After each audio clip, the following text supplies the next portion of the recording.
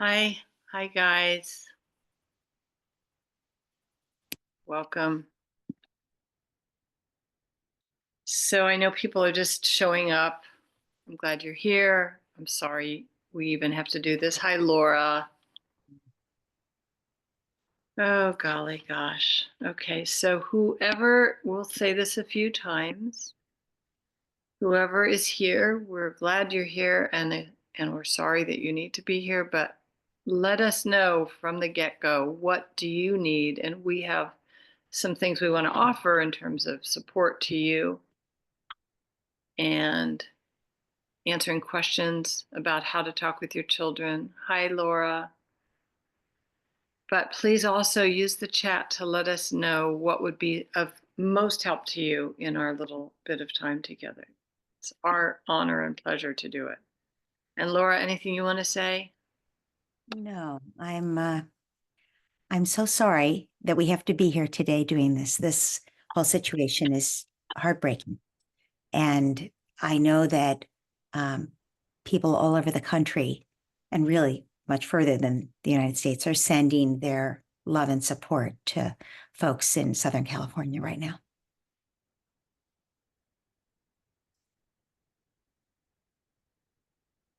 Do you know that's the first time I felt close to tears? Oh, gosh. Does help to not feel alone when you face something so hard. We can't get rid of it, but it helps to not feel so alone. And it helps to know that there are people who care. Yeah, I think that was my desire when I did this, during the pandemic.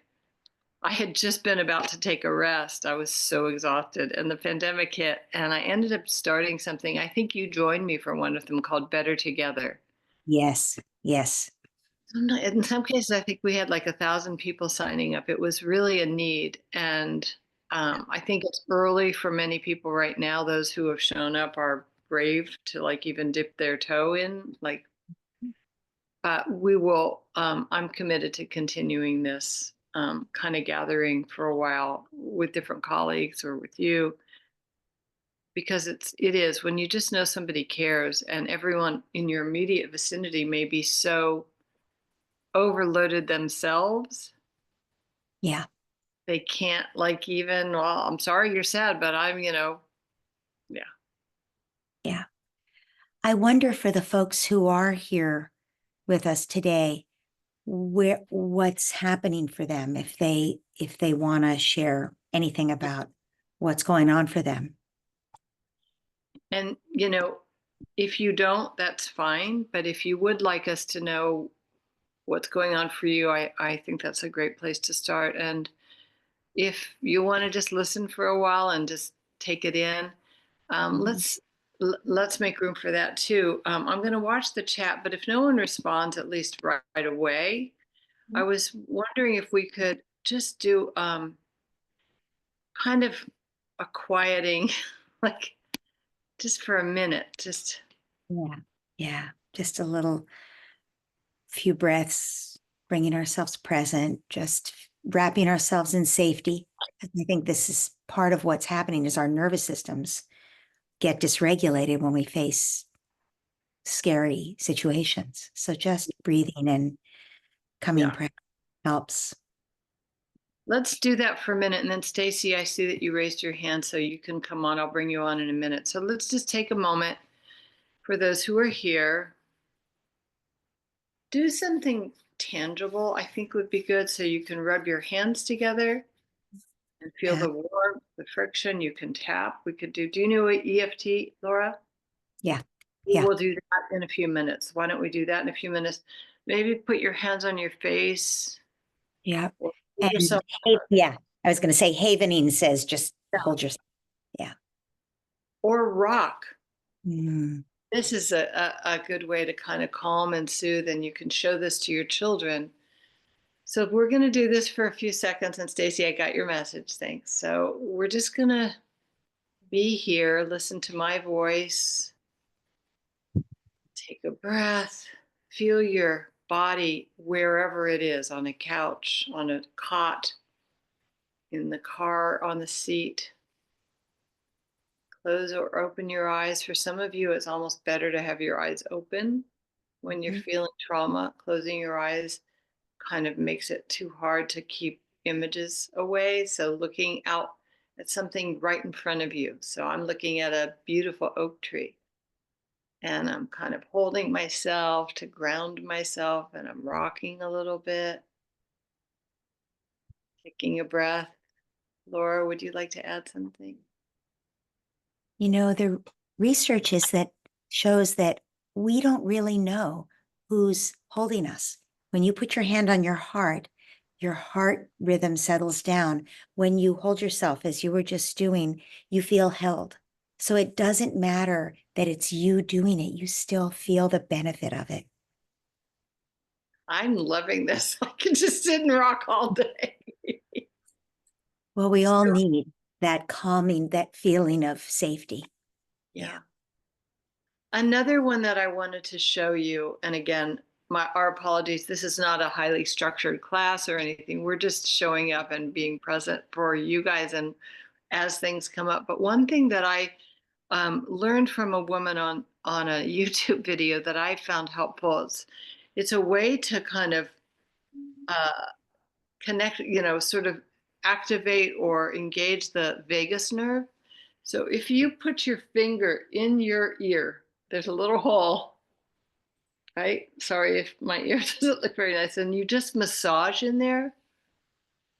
Oh my gosh, I instantly start to relax. So my finger's literally in my ear, not poking straight, but in that it's put positioned there and then in the vicinity around it to just massage and Right. up, down, top, bottom, sides.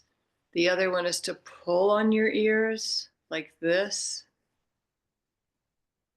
These are also ways, both for you and for your children, that can calm your nervous system down a little bit.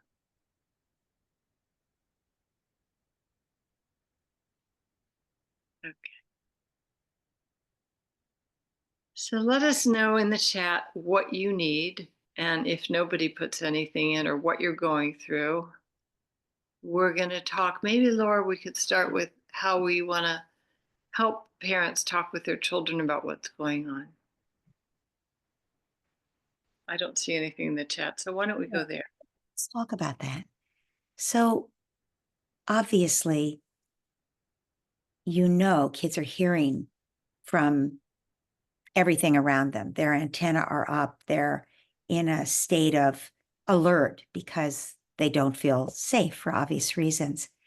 And so our number one job is to stay connected with them and to help them feel safe. And you really can't do that as easily if you're upset. And of course, all parents are upset right now. So when I say that's our number one job, we sort of have to back up and say, okay, I'm going to take care of me. I'm going to calm myself down. And you have to do it over and over again all day long because naturally you're going to find your mind is going to start to catastrophize. You're going to be grieving. You're going to be angry. You're going to be just on a high alert yourself. So I think if we can give, I think what we just did is really good, some concrete tools. And I think probably people could write in the chat things that they find that can help them get recentered because they're not in their usual routines. So, in your usual routine, maybe you go out for a walk on the beach, on a regular basis. You might not be doing that these days. So to find things that you can hang on to, that you can build into your routine even now and do a few times a day, different things so that you can calm yourself. I think that's the most important thing. And then we can talk about how you talk to your child and what you actually say. Does that make Yeah. sense? So put in the chat whether you, first of all, I'd like to know if any of you have actually been impacted directly, if you've lost a home or if your community or friends have lost homes. We'd love to know kind of where you are coming into this, because that can help shape the conversation. I'm moving my body indoors and calling a friend. I found friend stuff really helpful.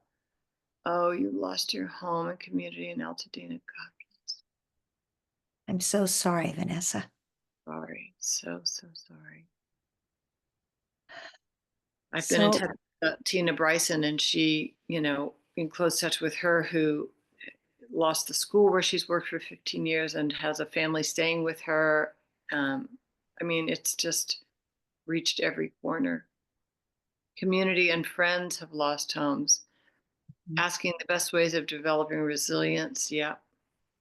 Shaken by these. so I think Anthony is asking a question that's a good place to start. Oh, and Scarlett also lost her home. Wow. Um, I want to say that resilience comes from feeling like whatever happens, you can handle it. It doesn't mean you can promise that bad things don't happen. It means you can handle what happens. That's the definition of resilience. So I think when you say the philosophical themes, I think those are really important to talk about.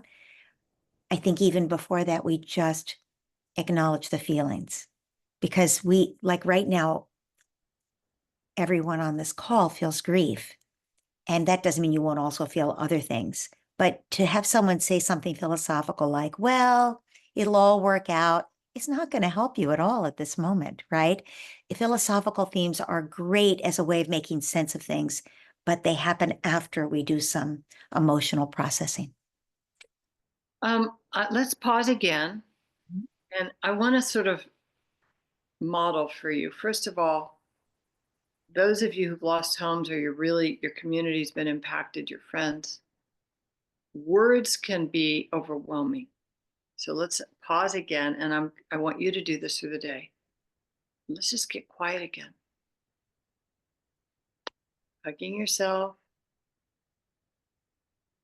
rocking, eyes open or closed. There's going to be a rhythm that has to go really slow right now. There's going to be 1,000 thoughts rushing through you. Where are you going to live? Who's your insurance? What about the car? What about the school? When it starts to pile up, which it will, I'd love to help you set a routine. And it starts with not saying a lot of words, just, okay, I feel the pile up, all the what ifs, how. Come back here. Because in this moment, all this wreckage is around, but in this moment, if you can stay grounded, you're okay. Now, you might not be feeling great. I have two friends in Malibu that I've just made soup for, that somebody's going to find their way to get to them. Despite the roads being blocked, they both have COVID in the middle of this. So maybe you're not okay, but if you're hearing this, you're alive. Just keep coming back to this. And as Laura said, we are the anchor for our children. We are the safe harbor, wherever that is. It could be in a shelter, it could be in your car.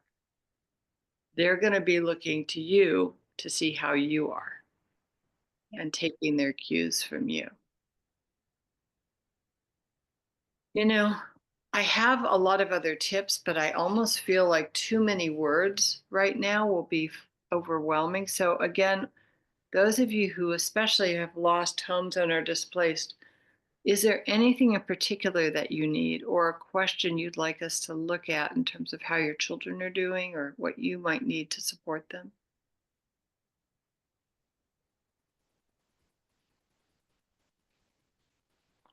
Maybe. Mm. So we'll just keep going. Let's talk a little bit about the language for kids, for young. We'll start with young kids. Laura, do you want to start with that? Sure. So young kids can't make sense of the big picture. They're concerned about you know, where's my house? Where's my doll? Where's my dog? Will we be going home? Why are we sleeping here tonight? Why does the air smell funny. And the answer is, what I would always start by asking what they think, because kids have all kinds of ideas, like maybe they were bad and they're being punished. Some kids actually are thinking that right now. Or um, they maybe if they could just do something different. That's more a little, usually that's a little older developmental thing, but like a 6-year-old might have the magical thinking that somehow they could save the day, they could do something. So I think we start with, when your child comments on something, what do you think? Why do you think the air is like this? And they might know, they might say the fires, and you say, yeah, that's right. And they might have an opinion. You want to just listen. And then you give facts, simple facts on their level. For a 3-year-old, it's everything was very dry, and it's hard to stop the fires once they spread. And we're okay. You're okay. I'm okay. I'm keeping you safe. That's your over and over primary message. We're okay. We're in a shelter tonight because our home was in the way of the fire. We will be okay. We will, the easy replacement thing doesn't so much work. We can find you another dolly. Yes, obviously a dog, it's a whole different thing. And so we have to allow room for there to be grief, because they're going to say, but wait a minute, my house, my dog, whatever their losses, we need to be able to honor their grief and just let them cry. What we don't need, and I'm going back to Anthony's question, we don't need to say, to give them meaning. We wish we could dissolve their pain by giving them meaning. I think what we need is to say, it's okay to be sad. We're all so very sad. And I'm here. I've got you. You're safe. You're going to be safe. And I would also add that the other grownups have them too, in the sense that the firefighters are working very hard. They're solving this. It is going to be over. I know it seems terrible right now, and it is, but it's going to be over. The firefighters are getting the blaze under control. Yeah, that's good. That's good. And again, to kind of, you are the ground. You are the atmosphere for your child. Now, for an older child, of course, it's going to be different. You've got a 12-year-old. They're going to know what's been going on, and they're going to perhaps be launched into anxiety because, well, wait a minute, my whole school? What about the grocery store? Like, especially I know in Altadena and in Pacific Palisades, these are tight little communities where you have your routine. This is the place you go for breakfast. This is so, but you hold yourself first as the anchor, and then you kind of answer the questions that they're asking. Where am I going to go to school? You can say, it looks like we're going to know within the next 2 weeks. Mm. So don't go on long, or we're going to be homeschooling for a little while, distance learning for a little while. Try not to get into great detail about what, the details are. It's just going to be a little piece of information at a time. I want to read this.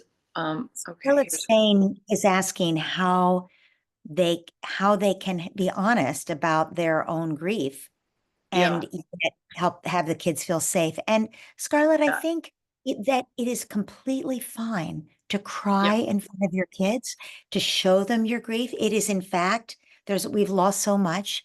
And I think you're giving them the message that the grief yeah, is appropriate. It's okay to grieve at this moment for them and for you.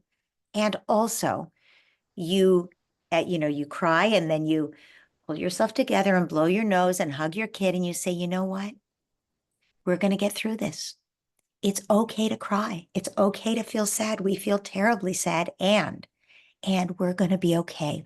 We've got you, and you do not have to take care of me. You see me crying. That's okay. I am your mom, or I am your dad. I am going to take care of you. I'm here to take care of you. You do not have to take care of me. Well, and to your point, that's just how, yes. This parent who's lost a home is saying, how can we be honest with our grief, but also make them feel that we can keep them safe? My 9-year-old seems to be trying to be strong and cheerful. So this is not uncommon. And even me doing this event, having lost a home, not recently, but in 2018, having been through so many wildfires in Ohio and in Malibu, this for me is therapeutic, like showing up for this. And so your 9-year-old, in a way, it's the same kind of pattern that what can I do? So this little guy trying to be cheerful and comfort mom or dad is what that child feels they can do it in the face of powerlessness. I feel powerless, so Laura, would you do this thing with me? Mhm. This is how we're set up. So I would receive his kindness and his good cheer, but also say, sweetheart, I wonder if you're also feeling like this is bigger than anything and you don't know what to do to make it better.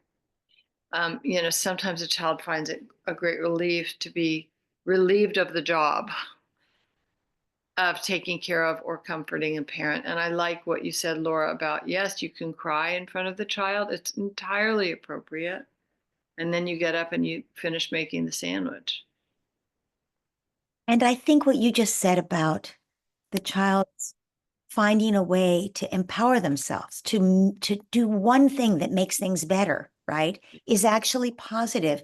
One thing we know clearly from research about kids and tragedy is that when kids feel like there's something they can do, anything, Yeah, they feel it helps them to feel less like a victim, more empowered and more capable.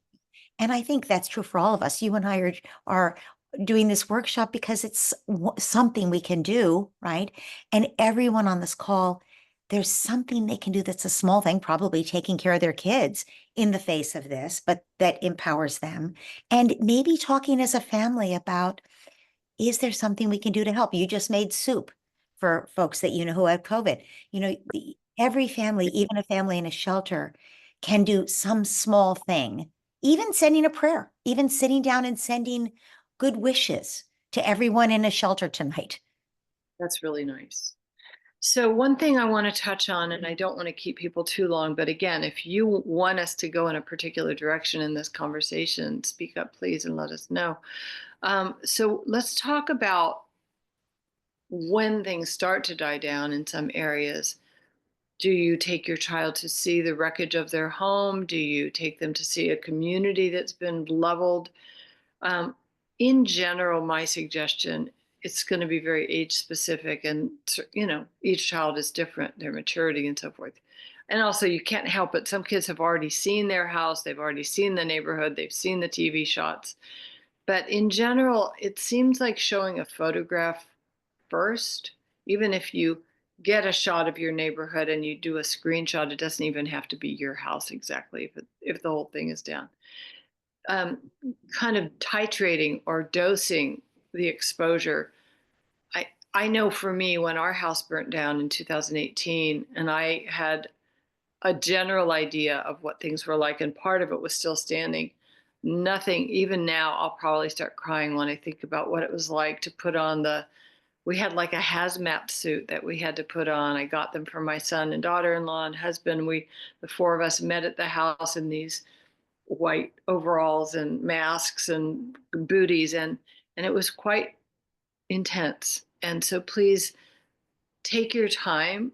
If you do need and want to go to the house, I would not recommend that you take your children. Let yourself kind of be exposed to it in whatever way works best for you, and process that a little bit. Cry, be with friends, have your children cared for if you at all possible elsewhere before you introduce them to the actual physical debris. And certainly in a place where hundreds of houses are gone, I would take your time in that visit and start by a photograph when you feel that it's appropriate and necessary. And again, pair that with, this is our home. We loved it so much. Our hearts are broken that all the things we loved about it and the special things we had inside are not ours to have anymore. We also feel grateful that we're fine and okay, and that we know that there will be help, or that we'll find a home to live in, and it will never be the same as we had. But we know what made our home the best thing was that we were together there, and that is always going to be the same. Mm. And piggybacking onto that, wherever you are right now, a relative's house, a friend's, a shelter, try and have a couple of routines. It may not be the full, you can't have your normal bedtime ritual and here's where you take your bath, but wouldn't you agree, Laura, that routines are very comforting for children? Yes, absolutely. That is, I think parents need a little self-care routine, and you can think of just things that will calm you down all day long. And I think the routines that you're describing for kids, we could think of like that. When something so unexpected has happened for them and they've lost the life they had, to have a routine that in any way echoes it is actually so reassuring. Yeah. So it might just be you're in a shelter. Honey, it's 7:30. We're going to start kind of cleaning up. And I'm sure many of you are trying to do this already. Um, Even if you don't have your child's books, but you could make a new routine. We don't have our favorite books, but let's see if we can try and play a little bit of a game where we try and remember the story. Maybe it's The Very Hungry Caterpillar, and you do your best to kind of call it to mind if you don't have access to that book. Also, tone down all the things you're trying to do. Oh, I should go to a used bookstore and find that book. Yeah. Maybe, but maybe just do this. Put your arms around yourself and rock back and forth. There will be time for those things. The more you can take care of and ground yourself, that is what's called for right now. We're talking about this is being offered, this first of what I think will be a number of events, similar events for supporting parents. This is in it. The fires are still burning. We had I friends here before last who had just evacuated. We were on the phone with other FaceTiming with friends last night, and then new flashes of the fire encroaching further into LA. So while you're in it, just slow, quiet. What were you going to say, Laura?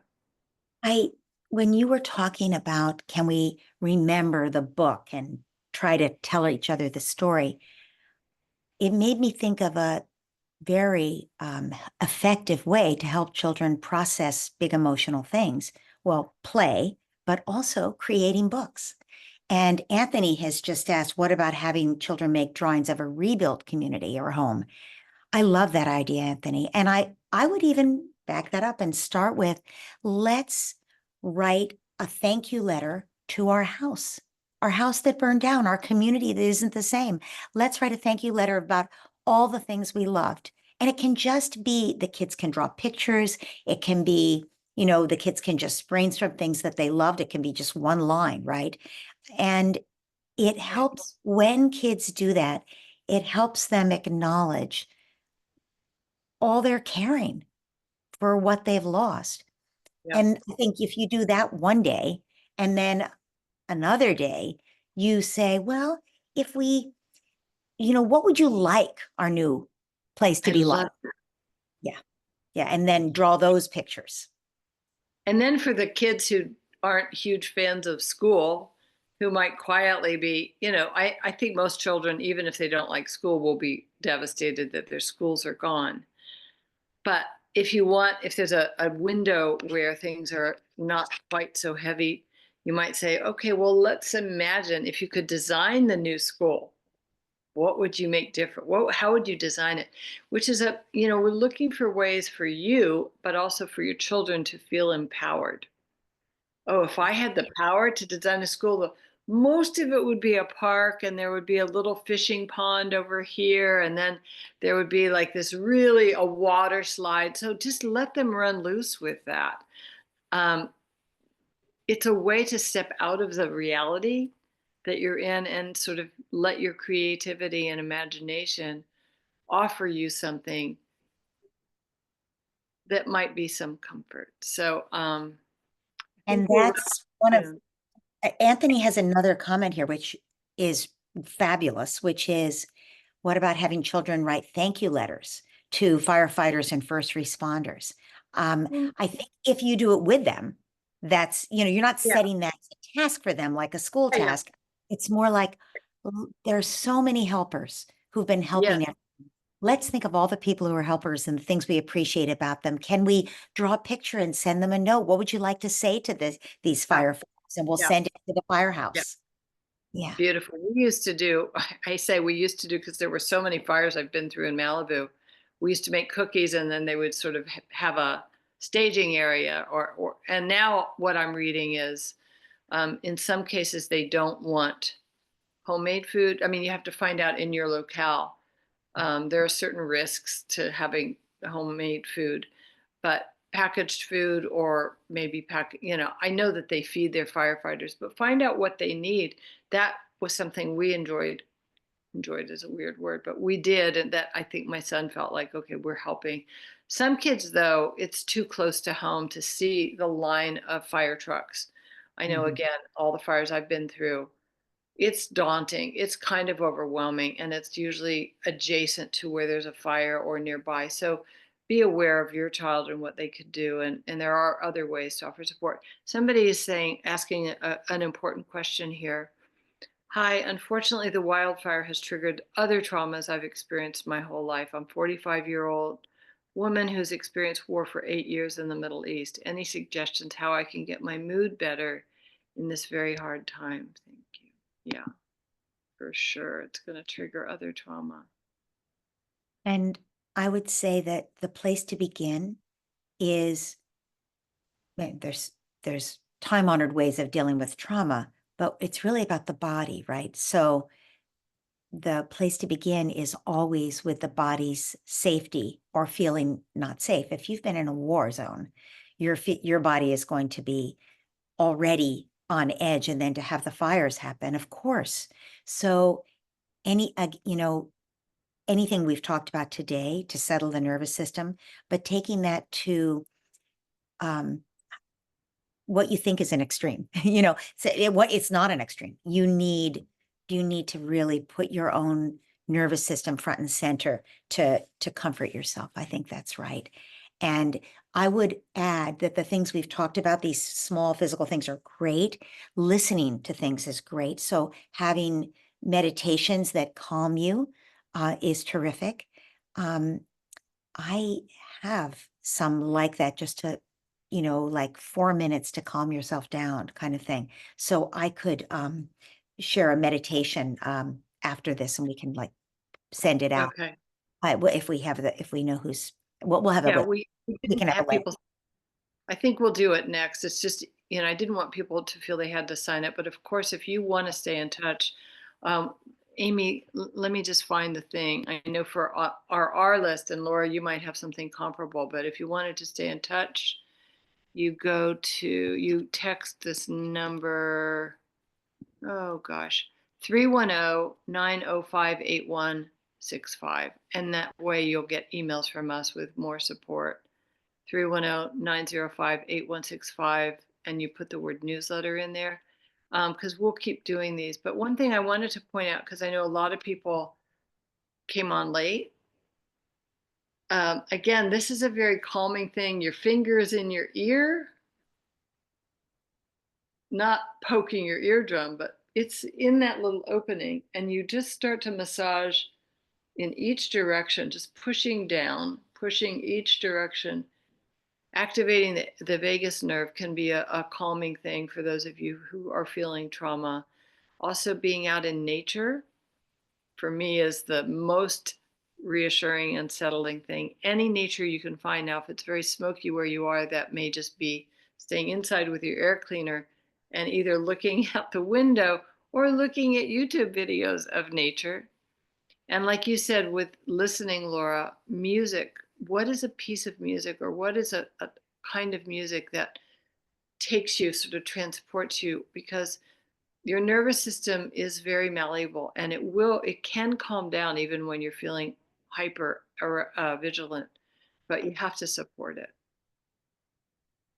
I have here uh, an audio that if I can, well, it doesn't seem to be accepting it, so maybe I can't post it here, but we'll get it to people.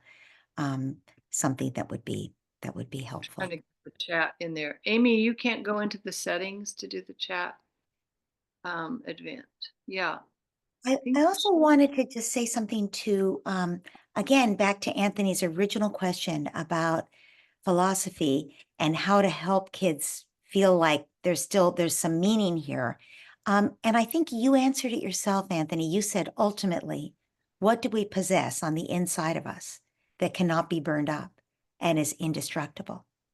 And as Susan said, what makes a home is the family that lives in that home. And we're taking that family with us wherever we go.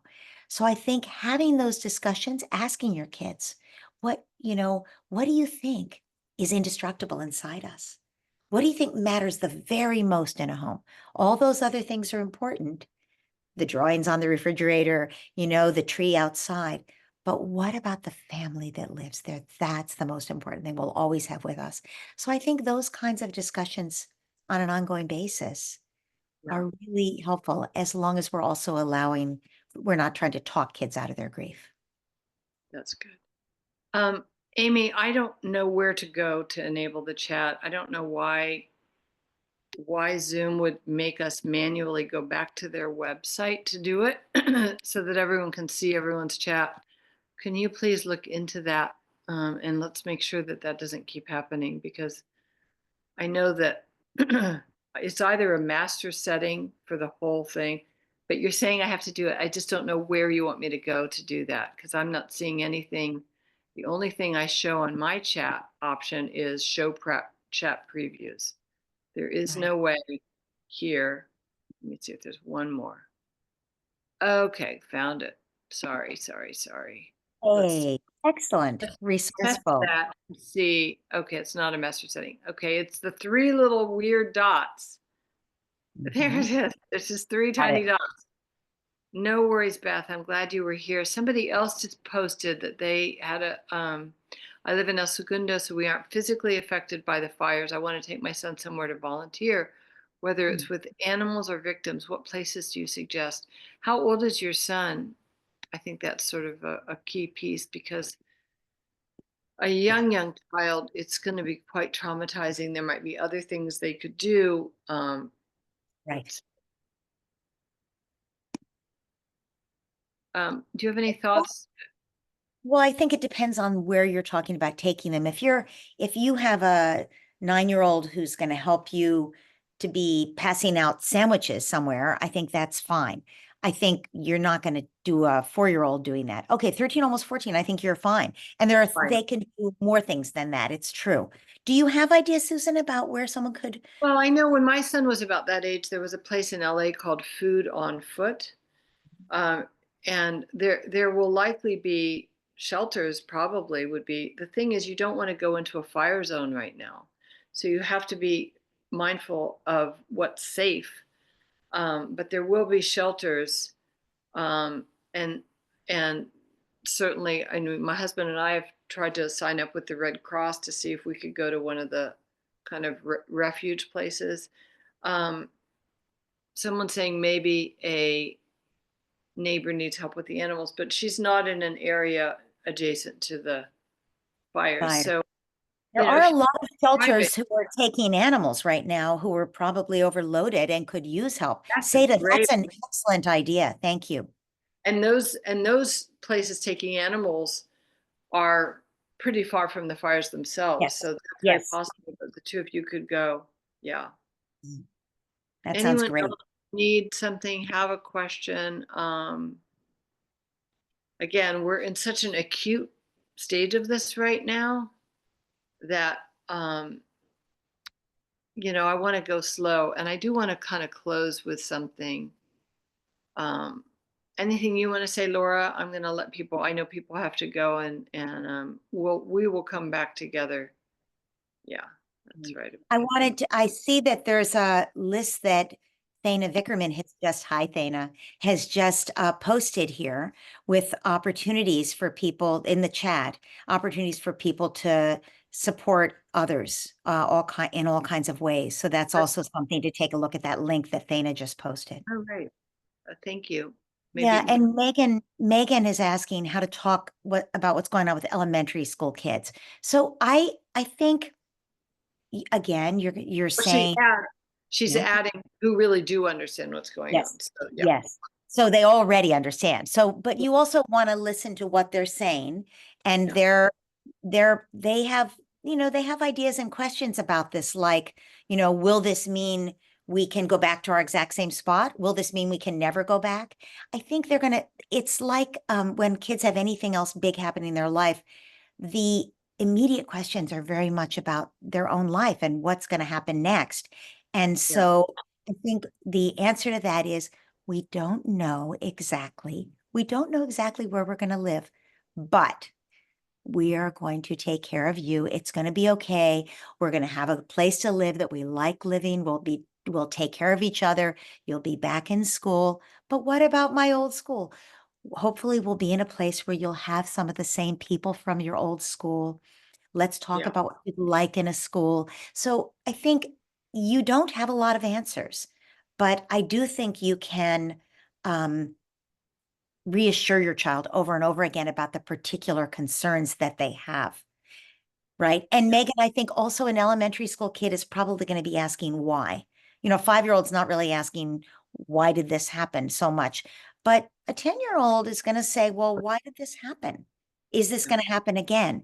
And those are tough questions. But I think, again, you can give a hopeful answer like, this is going to change a lot of things. This is, yeah. there everybody is going to now be paying attention to this. I don't think this could happen again in the same way because we will learn lessons from this. There are people who are already talking about how it could have happened and how to prevent it next time. Couple things I want to add. The first, I want to just do this again, and I just want to, again, I'm being me. You guys are getting the raw thing. I'm close to tears right now,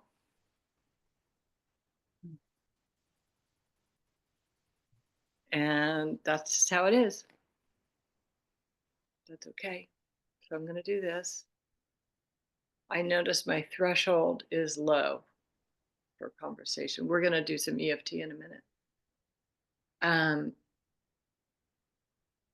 Also, what's helped me and what I think might help your children and you is, when have you also faced uncertainty and survived it? Like the pandemic. One of the blessings that I knew this would be part of it, the pandemic, I know it sounds just horrific to say there was something positive, but one of the things I knew would come through that would be, as devastating as it was and as impactful and harmful as it was, we do know that we can, as do our children who are old enough to remember, we know that we can survive uncertainty and difficult times. So remind your children they don't have any point of reference if they've never been through anything with this much uncertainty. Well, no one has, but with any kind of uncertainty, if they're very young, tell them a story of when you were uncertain, didn't know how things were going to turn out. They need to know that they came preloaded with the capacity to deal with things where the path is hidden from them. We don't know what the next step even is. And then I wanted to, let's do the quick EFT, Laura, to do some calming. I don't want to talk too much. I think it's overloading for people, but let's do Bef- some EFT. Before we do the FT, I want to add one idea. We talked about making a book with kids about like a thank you to your home.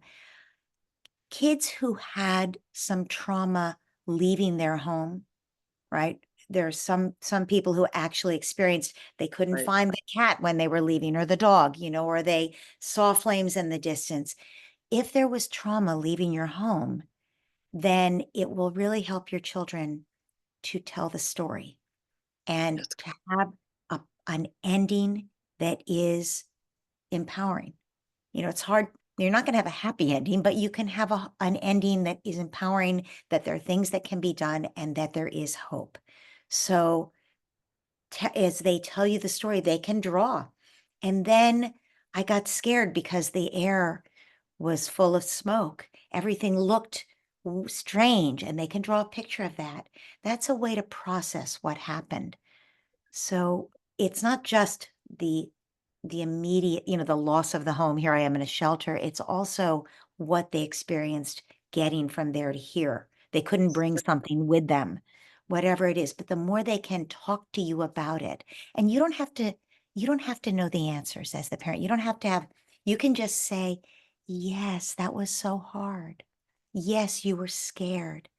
Yes, but we were right here together. I was holding your hand, right? So you're acknowledging and you're reminding them that they were safe, they are safe, and we will be okay. It's a really good point, and you need that too. And you won't be able to do that with your children necessarily, although you might have a version of it as a family.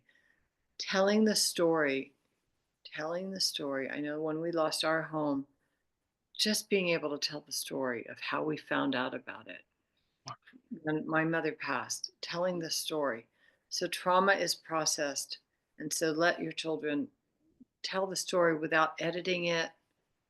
They can tell it not just to you, but to grandma. Let them tell it to the dog if there's nobody around, or the wallpaper. It's like, or create the book, because it is a way to process. I was really scared. I didn't know what was happening. We left so fast.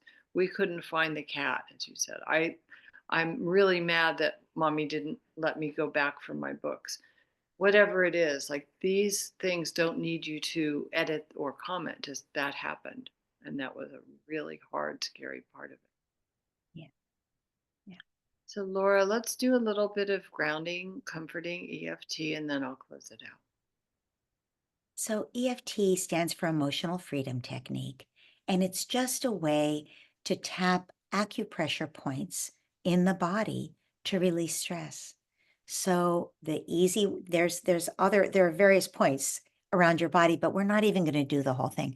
We're going to do this. This karate chop point is all you really need. And it can be on either hand. It doesn't matter which hand you use. And the way you do it is you take a breath, let it out, and you start with the words, even though, and you acknowledge where you are at this moment, and then you state your hope where you'd like to shift to. Even though I feel right now so worried, I know I can handle this. Even though right now I feel scared. So scared. Not I I am scared. I feel, I know you, I heard you. You said I feel. Not I am scared or I am worried, because you aren't fear. You aren't worry. You Good. feel those things. They come and they go. Even though right now I feel Even scared. I feel I scared. know I can handle this. I know I have support. I know people care about me. I know I can call my friend and feel better. I know we're going to get through this. I know we still Let's have do it our together. Let's oh, do it line by line so people can beautiful, track along. Okay, go beautiful. ahead. Even though I feel Even scared, though I feel I feel scared. I scared, know I know that I can handle this. that I can handle. Even though Even I though feel worried, I feel worried, I know I know that I have support. that I have.